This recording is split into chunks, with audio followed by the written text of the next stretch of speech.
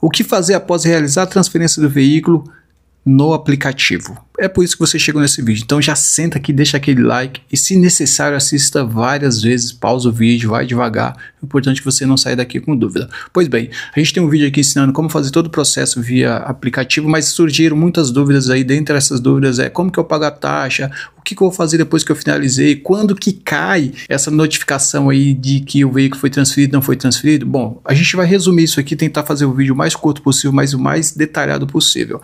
Vamos lá. Após fazer a realização da transferência do veículo aplicativo na carteira digital, é necessário levar o veículo para o Detran para realizar a vistoria. Bom, isso era feito no processo anterior. E alguns estados pode ser que eu não conheço, tá? Um estado que não esteja interligado assim, mas alguns estados eles faziam o seguinte: você realizava o processo, mas tinha que levar o veículo para fazer vistoria. Agora, como que funciona isso aí?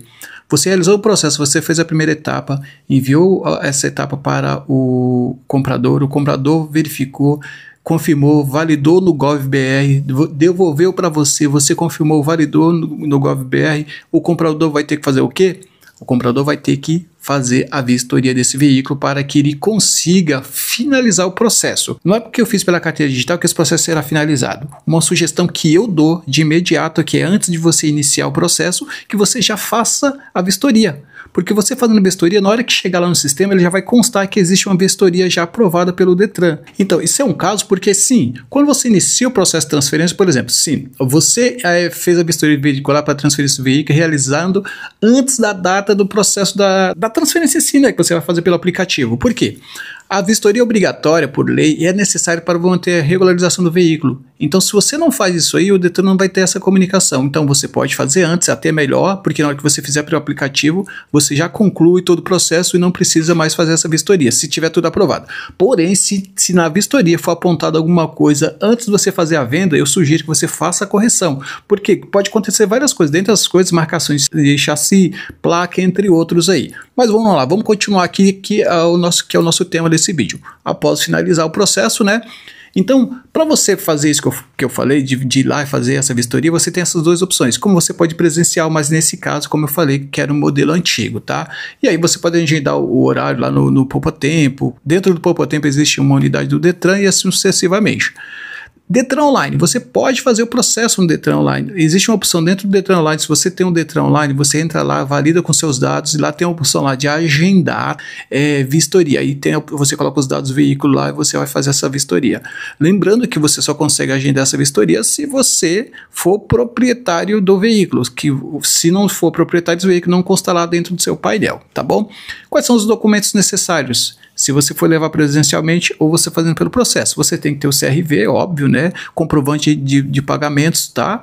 De impostos, taxas e multas, isso se você for levar presencial, e o documento pessoal, né? RG, CNH. Lembrando que se você faz os processos pelo aplicativo, ele já faz essa validação, não precisa você ir diretamente lá. Então, quando eu tento fazer pelo aplicativo, ele já olha, vê se você tem multa, se você tem pendência, se tiver, ele nem deixa você continuar. Quem assistiu nossos vídeos sabe que existe uma parte lá que ele mostra se está tudo ok. Se não tiver ok, ele vai aparecer em vermelho, ele não deixa você continuar. Beleza? Então é isso.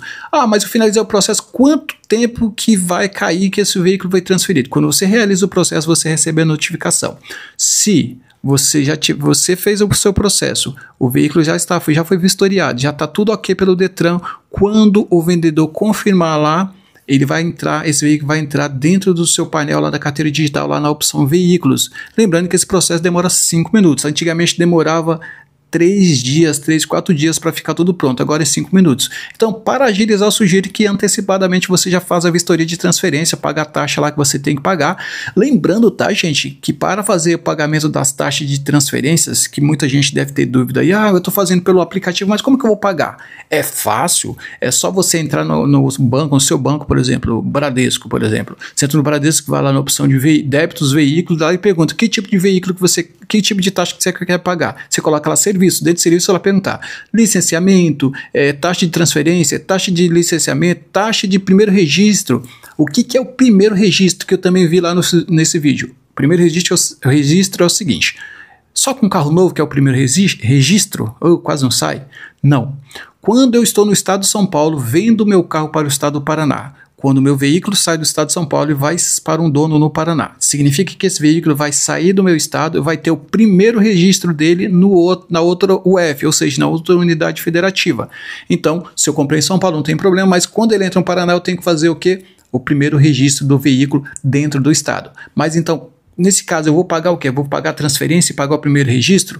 Não, você só paga o primeiro registro. Então, se você está dentro da mesma unidade federativa, né, a mesma UF, você vai pagar transferências.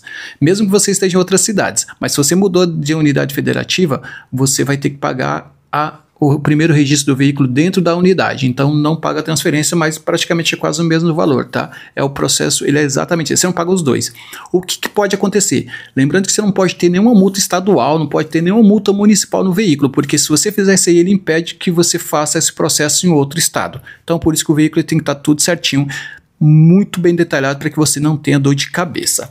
Beleza? Eu acho que esse é o processo natural. Se vocês tiverem mais dúvidas aqui, ó, coloca aqui embaixo que eu vou ajudar vocês. Mas o processo é esse. Só recapitulando aqui, para emitir a guia lá para a transferência do veículo para vistoria, você pode acessar o site do Detran, você pode ir no seu aplicativo do Poupa Tempo, ou você pode ir diretamente no seu banco lá fazer todo esse processo. Lembrando que cada banco tem o seu detalhe, aí você tem que consultar lá o status do seu banco. Depois que eu fiz esse processo, o que eu faço? Aí você fez esse processo, foi validado pelo Detran, o Detran vai emitir um comunicado e vai emitir um novo CRV no seu nome, tá? Outra coisa, para finalizar aqui, se o veículo foi comprado no estado e foi para outro estado, o que eu tenho que fazer? Eu tenho que fazer o primeiro registro do veículo no estado no qual ele vai ficar, no destino dele. Então ele deixa de ser transferência para ser o primeiro registro dentro do estado. Perfeito? Dúvidas?